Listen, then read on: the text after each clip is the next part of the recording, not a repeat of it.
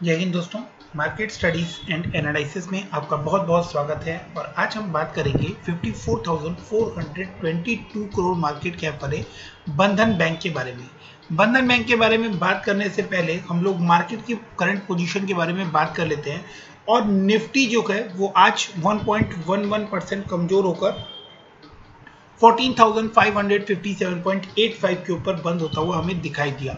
Market में 2 दिन से आप लोगों को मंदी आती हुई दिखाई दे रही है, जिसके पीछे के बड़े कारण यूएस में डिविडेंड यील्ड का होना बताया जा रहा है और इसके इंपॉर्टेंट कारण जो हैं वो इंडिया में बढ़ते हुए कोरोना केसेस को बताया जा रहा है। हालांकि डिविडेंड यील्ड के पीछे जिसको बड़ा कारण बताया जा रहा है, उसका इम्पैक्ट जो है वो डाउ जोन्स के ऊपर पड़ता हुआ हमें दिखाई नहीं दिया है, जिसकी वजह से ये बात पूरी तरह से करेक्ट बोलना कि डिविडेंड यील्ड की वजह से इंडियन मार्केट के ऊपर दबाव आता हुआ दिख रहा है, ऐसा पूरी तरह से सही नहीं होगा। क्योंकि अगर डिविडेंड यील्ड की वजह से इंडियन मार्केट्स के ऊपर दबाव आना शुरू होगा तो पहले ये दबाव यूरोपियन मार्केट के ऊपर आप लोगों को देखने को मिलेगा। तो इंडियन कंडीशन की वजह से ही इंडिया में जो प्रेजेंटली आप लोगों को मार्केट के सेंटिमेंट्स बिगड़ते हुए नजर आ रहे हैं, उसका मेजर रीजन जो है वो कोरोना के बढ़ते हुए केसेस हैं। तो इसके साथ साथ ही एफआईआईस और डीआईआईस की बिकवाली है। इसके बाद जो पॉजिटिव माहौल बनता हुआ नजर आ रहा है और जिस तरह से वैक्सीनेशन स्टार्ट हो रहा है, उसके बाद हम लोग ये एक्सपेक्ट कर सकते हैं कि क्विकली जो है वो इकोनॉमी रिवाइव करने वाली है और आप लोगों को ज़्यादा से ज़्यादा एक क्वार्टर के अंदर अंदर आप लोगों को बहुत सारी पॉजिटिव टर्न अराउंड होते हुए दिखाई देने वाले हैं। इसी श्रेणी में आज हम लोग कैटेगरी में आज हम लोग बंधन बैंक के बारे में अपनी एनालिसिस आपके साथ शेयर करते हैं। एनालिसिस आप लोगों को अच्छी लगे तो वीडियो को लाइक कीजिएगा, शेयर कीजिएगा और चैनल को सब्सक्राइब करके रखिए सो दैट कि आप लोग बंधन बैंक के ऊपर कोई भी इंपॉर्टेंट अपडेट मिस ना करें। बंधन बैंक का आज का कारोबार निफ्टी के कारोबार के अगेंस्ट ग्रीन जोन में बंद होता हुआ दिखाई दिया। हालांकि एक फ्लैटिश मूव रहा ऑल इन ऑल। अगर हम टोटलिटी में देखें तो ₹2.35 की बढ़त के साथ बंधन बैंक बंद हुआ, जो कि आपको पीछे कुछ दिनों से कंटिन्यूअस गिरावट दिखा रहा था। ऐसे में आज जब मार्केट की कंडीशन ठीक नहीं थी, ऐसे में बंधन बैंक ने पॉजिटिव नोट पर बंद किया है। आगे हम लोग बंधन बैंक के फ्यूचर में किस तरह की मूवमेंट रहने वाली है, short term, mid term, long term में, उसके बारे में हम लोग डिस्कशन करेंगे और इन डिटेल एनालिसिस करेंगे और समझने की कोशिश करेंगे कि आगे बंधन बैंक जो है वो किस तरह से मूव करने वाला है। अब हम लोग बंधन बैंक के फंडामेंटल्स डिस्कस करते हैं और बंधन बैंक का मार्केट कैप 54,422 है। करंट प्राइस जो है वो 338 है और 52 वीक हाई 431 और 52 वीक लो 152 है। तो एक साल के अंदर इस बैंक ने काफी अच्छा पैसा लोअर लेवल से बनाकर दिया है अपने शेयर होल्डर्स को। 152 से लेकर 431 तक की जर्नी इसने की है और अभी ये काफी अच्छे डिस्काउंटेड प्राइस पर, या आप कहें कि 52 वीक हाई से काफी अच्छे प्राइस पर आप लोगों को ट्रेड करता हुआ दिखाई दे रहा है।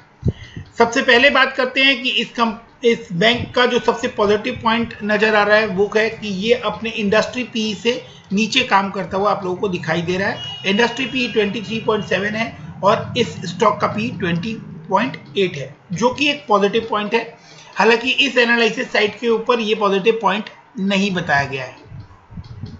बुक वैल्यू से ऊपर ट्रेड करता हुआ दिखाई दे रहा है, ये एक चिंता का विषय है, जिसकी वजह से इस शेयर के ऊपर दबाव आता हुआ दिख रहा है और बिकवाली भी होती हुई आप लोगों को काफी लंबे समय से इस शेयर में आप लोगों को बिकवाली भी होती दिख रही है। और आगे ये चिंताएं भी निकल कर आ रही है कि अगर ये शेयर अपने बुक वैल्यू से इतना ऊपर ट्रेड कर रहा है तो क्या ये कोई बड़ी करेक्शन दिखा सकता है। बट जैसी आज मार्केट की कंडीशन रही, उसके बावजूद भी इस शेयर ने 0.70% का जो है ग्रीन जोन आप लोगों को दिखाया है। एक अच्छा हेल्दी आरओई मेंटेन है 22.9% और आरओसी 12% है। इस बैंक का जो डेट है वो बहुत ज्यादा बड़ा अमाउंट है, 73,461। बैंक की फेस वैल्यू जो है, इस शेयर की फेस वैल्यू वो 10 रुपीज है।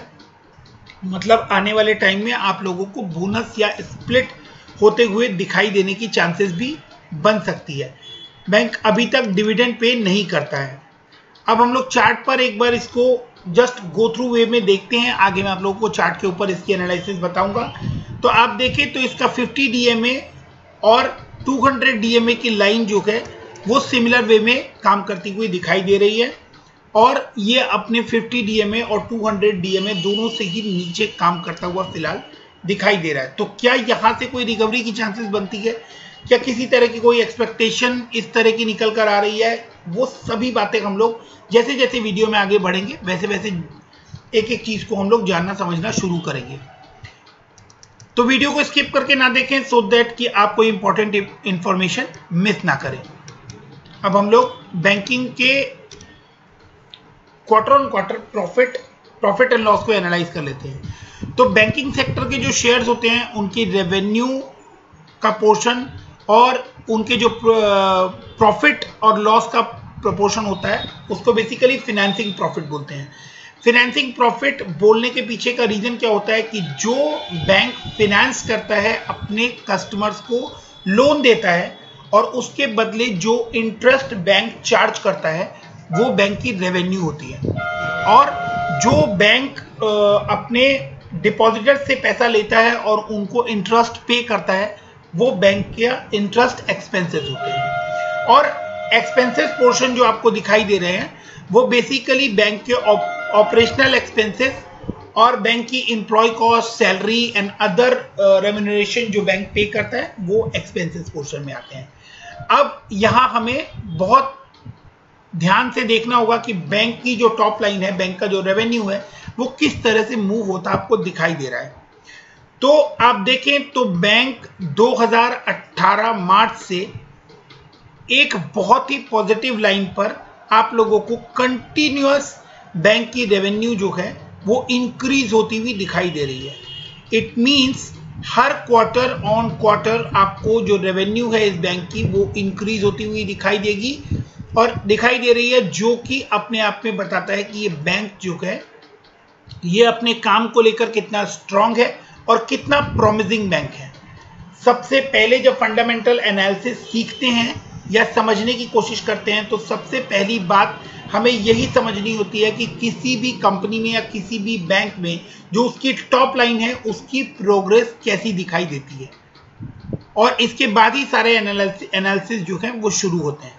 इसके बाद हम देखते हैं कि बैंक इंटरेस्ट का एक्सपेंस जो करता है उसकी क्या पोजीशन है, तो वो आप देखें तो उसी के कॉरस्पॉन्डिंग जो है वो बैंक का इंटरेस्ट जो है वो भी बढ़ता हुआ आपको दिखाई देगा।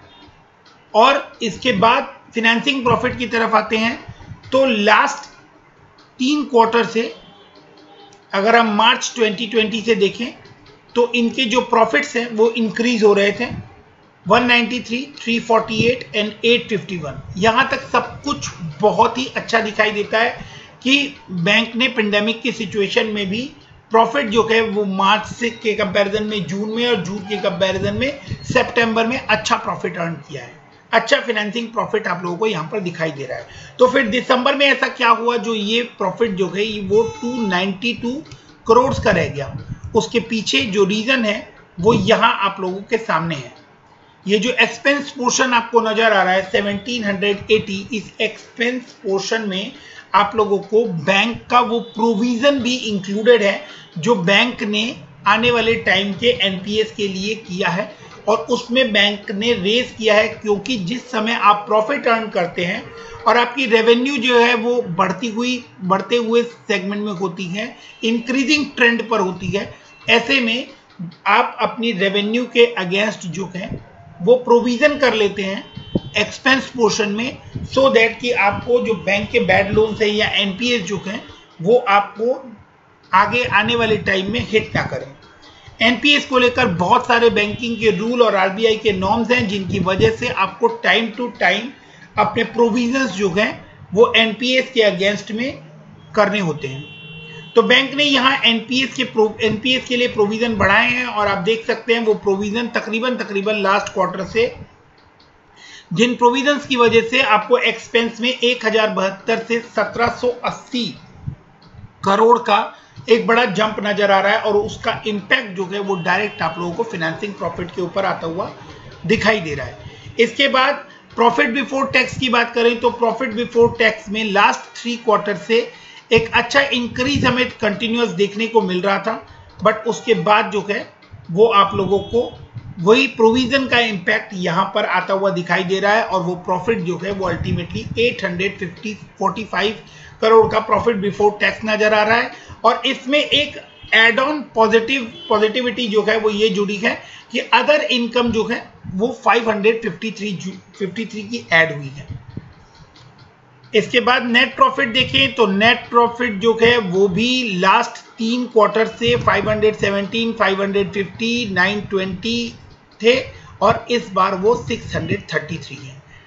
तो जो नेट प्रॉफिट घट रहा है या जो फिनेंसिंग प्रॉफिट घट रहा है उसके पीछे की बड़ी वजह जो है वो बैंक के आगे बढ़ के प्रोविजनिंग करने को गए, तो मतलब बैंक ने जितने भी बैड न्यूज है उनको फैक्टर इन कर लिया है और आने वाले टाइम में ये एक्सपेक्ट किया जा सकता है कि कमिंग जो क्वार्टर्स जो इस बैंक के आने वाले हैं उसमें बैंक बहुत अच्छा रिजल्ट आप लोगों को दिखाने वाला है।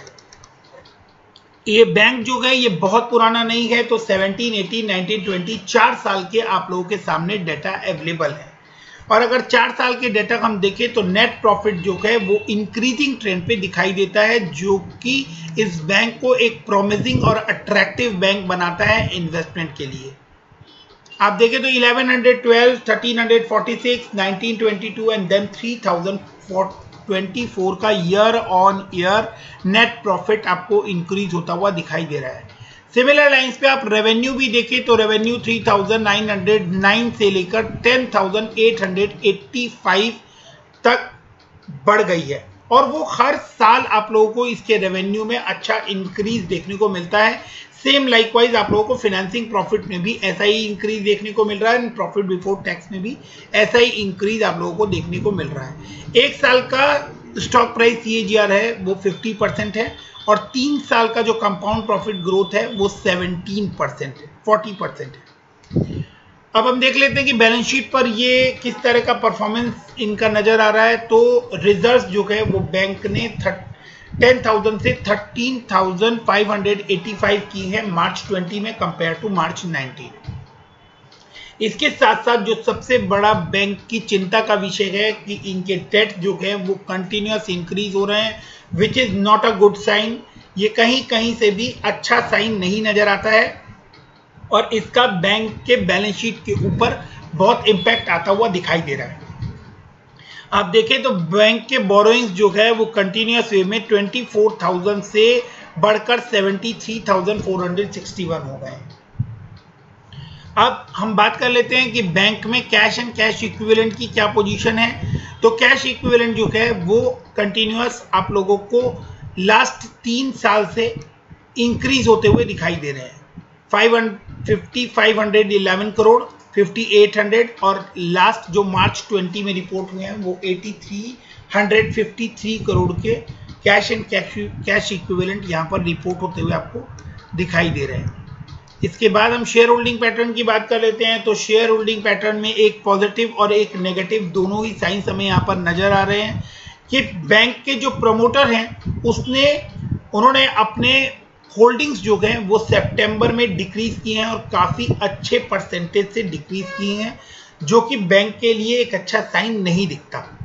बैंक के प्रमोटर्स ने अपनी होल्डिंग 20% मतलब डिक्रीज की है, 40% होल्डिंग है प्रमोटर के पास, बट गुड साइन ये है कि उसमें से कुछ भी प्लेज नहीं किया हुआ है। FII ने अपनी होल्डिंग लास्ट 2 क्वार्टर से बहुत ही शानदार तरीके से बढ़ाई है, जो कि इस बैंक के ऊपर आप लोगों को उनके भरोसे को दिखाती है। अगर आप देखें तो 6.27 या आप कहें तो मार्च 19 के बाद से FII ने कंटिन्यूअस वे में अपनी होल्डिंग जो है वो इस बैंक में बढ़ती हुई आपको दिखाई देंगी। उन्होंने अपनी होल्डिंग्स जो है वो बढ़ाई है और स्पेशली जून के बाद से उन्होंने अपनी होल्डिंग को कई गुना कर दिया है। पहले वो 14.51% थे और सितंबर में वो 32.24 और दिसंबर में 35.20 हो गए हैं। तो इसके पीछे के रीजंस हैं क्योंकि बैंक ने पॉजिटिव नोट पर अपनी प्रोविजनिंग इंक्रीज की है और बैंक पीछे 3 से 4 क्वार्टर में, या आप कहें कि कंटिन्यूअस, ये बैंक जो है इसकी टॉप लाइन और बॉटम लाइन दोनों ही इंक्रीजिंग ट्रेंड के ऊपर दिखाई देती है। तो बैंक में बहुत कुछ पॉजिटिव है और जो चिंता के विषय है कि बैंक के प्रमोटर्स ने अपनी होल्डिंग जो है वो डिक्रीज की है, ये एक चिंता का विषय है। और बैंक का डेट जो है वो हमारे लिए एक चिंता का विषय है। और इसके साथ साथ ही हमें और एक इम्पॉर्टेंट पॉइंट जो है वो हमें और यहाँ पर देखना होगा। तो हम लोग प्रॉफिट एंड लॉस अकाउंट पर चलते हैं और यहाँ पर देख लेते हैं कि बैंक ने कभी क्या डिविडेंड पे किया है। तो एक बार जो है वो डिविडेंड का पे आउट भी यहाँ पर आप लोगों को मार्च 19 में दिखाई दे रहा है कि डिविडेंड पे आउट जो है वो 18% का था और उससे पहले जो है 9% का था, बट उसके बाद और उससे पहले डिविडेंड पे आउट होता हुआ हमें दिखाई नहीं दिया है। आगे बढ़ते हैं और देखने की कोशिश करते हैं कि बैंक के बारे में। तो यहाँ मैंने आप लोगों को शेयर होल्डिंग पैटर्न तक आप लोगों को दिखा दिया था कि क्या पोजीशन है बैंक के फंडामेंटल्स की। इसके बाद हम इस बैंक के चार्ट के ऊपर चलते हैं और समझने की कोशिश करते हैं कि बैंक की जो करंट मूवमेंट रहने वाली है वो किस तरह की रहने वाली है।